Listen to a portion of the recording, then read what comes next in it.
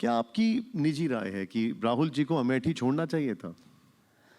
देखिए, ये उनका विचार है, वो किस तरीके से कहाँ चुनाव लड़ना चाहते हैं। लेकिन जो भी उन्होंने फैसला लिया है वो अच्छा फैसला लिया है, और फैसला ऐसा है कि रायबरेली से भी जीत होगी और अमेठी से भी जीत होगी। ये रायबरेली में नारा लगाया जा रहा है कि आप लोग राहुल गांधी को नहीं, देश का अगला प्रधानमंत्री चुनने जा रहे हैं। तो ये क्या खराब है? कन्नौज में हमारा नारा लग रहा था, ये क्या बात है? ये भूपेश बघेल ने कहा ये बात तो चलो प्रधानमंत्री की है। अभी आपने चुनाव नहीं देखा 24 का और 22 का, 22 से पहले वाला, हर एक को मुख्यमंत्री बना रहे थे बीजेपी वाले। बीजेपी वाले 10 लोगों को मुख्यमंत्री बना रहे थे, सोचिए आप, 10 गिनती के मुख्यमंत्री।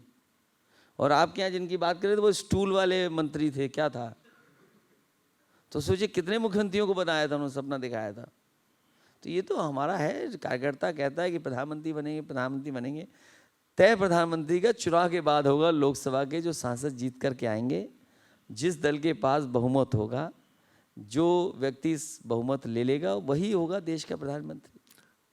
रामगोपाल जी यहाँ पर थे, मैंने उनसे बड़ा स्पष्ट सवाल पूछा और उन्होंने बोल दिया कि मेरे मन की बात तो यह है कि मैं चाहता हूं कि अखिलेश प्रधानमंत्री बने। तो मैंने आपसे क्या गलत कहा? और आपने भी गलत सवाल नहीं किया। रायबरेली के लोग चाहते हैं राहुल जी, कन्नौज के लोग हमें, और हो सकता है बंगाल में ममता जी को, तो क्या खराब बात है।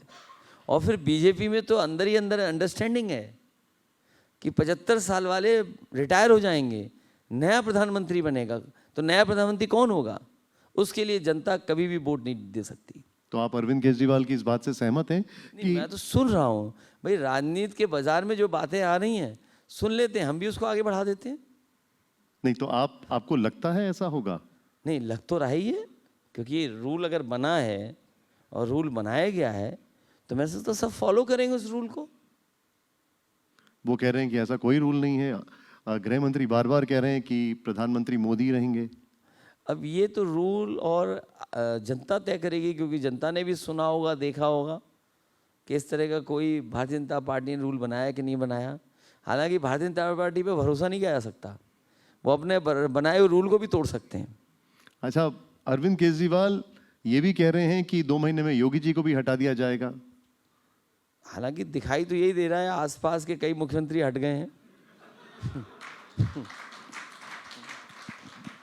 अखिलेश जी, क्या आपको नहीं लगता कि अगर प्रियंका जी चुनाव लड़ती तो इंडिया गठबंधन में कांग्रेस के कार्यकर्ताओं में एक अलग जोश आ जाता? ये कांग्रेस का अपना फैसला है, उसके बारे में मैं क्या कह सकता हूँ। आपकी निजी राय में जानना चाह रहा हूँ। हमारी कोई राय नहीं है, हम तो अपने घर परिवार के लोगों को लड़ा रहे हैं सबको।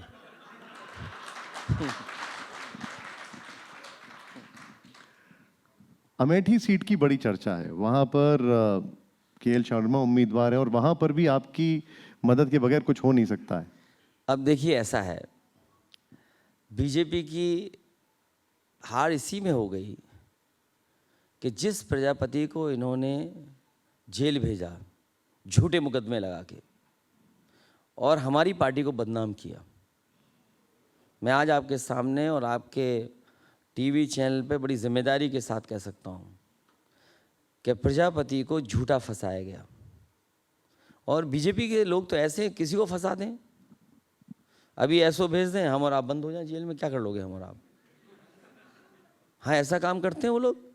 प्रजापति को झूठा फंसाया और प्रजापति का नाम लेकर के आपके हर चैनल पे स्टोरीज होंगी, आर्काइव में सब स्टोरीज हैं, चाहे वो एनडीटीवी हो, आज तक हो, आपका नेटवर्क 18 हो, इंडिया टीवी हो, देश के जितने भी चैनल हों, जितने भी मीडिया हाउसेस हैं, आज मुंह बंद क्यों हो गया उनका? कि जब प्रजापति के परिवार को बीजेपी ने अपने साथ रख लिया, क्योंकि उन्हें चुनाव जीतना है। इसलिए एक बेईमान विधायक हमारा, सुनने में आया है, पहले कांग्रेस से भी पैसा लिया, हालांकि आरोप मैं क्यों लगाऊं, लेकिन ऐसा है, षड्यंत्रकारी विधायक जो हमें भी छोड़ के चला गया। उसको क्या लालच दिया होगा, सोचिए आप। तो इसी से लगता है कि बीजेपी हारी हुई है। और एक हमारे बगल में पीछे बैठता था विधायक, वो समय समय पे आरएसएस की सूचना देता था मुझे, तो मुझे लगता था बड़ा अच्छा आदमी है, भरोसे का आदमी है। और सोचो मेरे पीछे बैठे बैठे बीजेपी में चला गया। तो इससे पता लगता होगा कि बीजेपी कितनी घबराई हुई है। आप बताइए, प्रजापति के परिवार को बदनाम किया कि नहीं किया?